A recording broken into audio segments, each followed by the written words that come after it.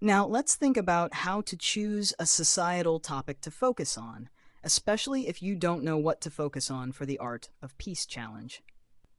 It is totally okay to not follow these steps. This is merely a strong suggestion for you to consider, and you should still consider it even if you believe you have a topic to focus on already. The first step is simple but crucial. Start with yourself. Ask yourself, what is it that moves me? What gets me worked up? What challenges have I faced that others might not fully understand? We'll use this fictional lady here to walk us through these steps. Sarah is an artist. She had lived with fibromyalgia for 6 years, a chronic condition that caused her severe pain and fatigue. When she's at school and requires some accommodation for the serious fatigue she faces, she gets dismissed every time. People just think, oh, she's lazy, or that she's making excuses. With this disability that comes from her illness, she gets misunderstood, ignored, or even ridiculed. That realization ignited her sense of purpose. For Sarah, this personal experience provided clarity. She needed to create work that represented the hidden struggles of people like her. And it wasn't just about representing the pain. Sarah wanted to highlight how society's lack of understanding adds to that pain. It is important to recognize that what might start as a personal issue can often link to a larger societal problem. Sarah's struggle wasn't just her own. It was part of a wider societal issue. You can think, why did no one ever acknowledge or respect Sarah's disability? This is because of the larger problem of the lack of awareness and empathy around disability rights, and even specifically for invisible illnesses, which are illnesses that are not physically visible.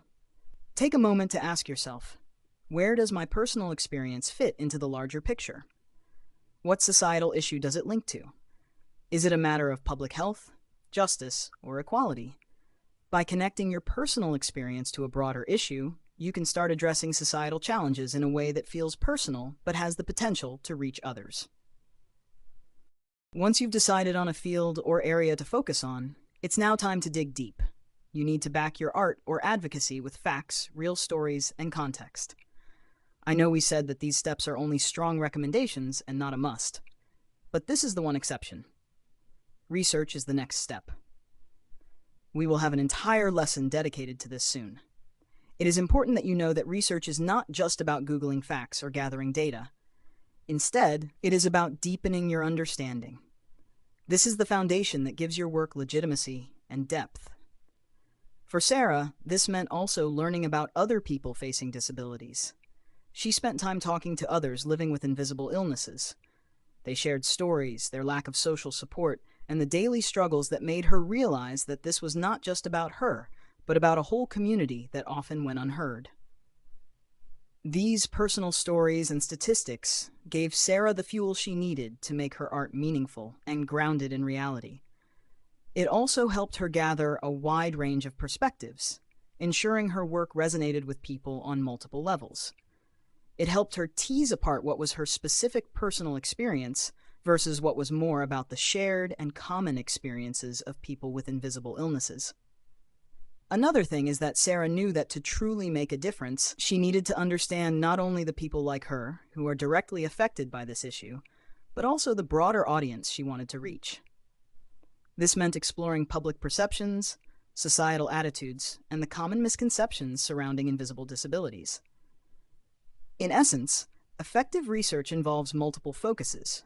One is to gain a deep understanding of the issue itself, and the other is to better understand the perspectives and attitudes of the audience you wish to influence. This kind of balanced approach ensures that your advocacy through art is both impactful and respectful. Here's where things get tricky for many people. Some people feel hesitant about taking a clear stand because they want to start a conversation rather than suggest an outcome, and there's definitely value in creating space for dialogue. However, it's important to ask yourself if starting a conversation is enough, or if you want that conversation to lead somewhere. Sarah faced a similar dilemma. She could have created abstract art that simply depicted pain and left the interpretation open to the viewer. But after careful reflection, she realized that her art needed to do more than just start a dialogue. It needed to convey a clear message that invisible illnesses are real, and those who suffer deserve empathy and systemic support. This was no longer just a vague commentary on illness. It was a call to action for her audience to recognize the hidden struggles of others, challenge their own misconceptions, and push for greater social and medical support for invisible disabilities. We need a perspective because without it, it's easy for our work to get lost in interpretation. Sarah knew that she wanted her art to make people uncomfortable, to question their assumptions about health and wellness. If people simply walked away thinking, "Oh, that's interesting," without having their views challenged, she felt her work wouldn't have achieved its goal. Now that you've chosen your topic and perspective, it's important to think about where your work fits into the larger social framework. Sarah asked herself, how does my work contribute to the conversation already happening around disability? She realized that most art dealing with disability focused on physical disabilities because those were the most visible. Sarah saw an opportunity to fill that gap by bringing visibility to the invisible. By recognizing where her work fit into the broader societal conversation, Sarah was able to focus her efforts on making an impact where it was most needed. It's tempting to address everything when you're passionate about a societal issue, but focus is key. Sarah didn't set out to tackle every issue related to invisible illness. Instead, she narrowed it down. It's important to narrow down your scope so that you can create work that's not just about awareness, but about making a targeted impact. Sarah's art, for example, was designed to shift public perception around invisible disabilities, challenging viewers to rethink how they perceive illness. In fact, she narrowed it down by promoting a specific action. There is this tool that helps people with invisible illnesses to signal that they need help, patience, or understanding in public spaces. Sarah then made it her goal to further narrow down her focus to raise awareness so people recognize and respect the tool, fostering greater compassion and inclusivity. Narrowing it down to this extent is completely optional, but it is important that there is a main action or outcome that you want people to get after they engage with your art. Ask yourself, what is the specific part of the issue I want to focus on? For example, is it public perception, like in Sarah's case? Is it policy change? Healthcare access? Is it representation? By narrowing the scope, you can make sure your work is more focused and impactful.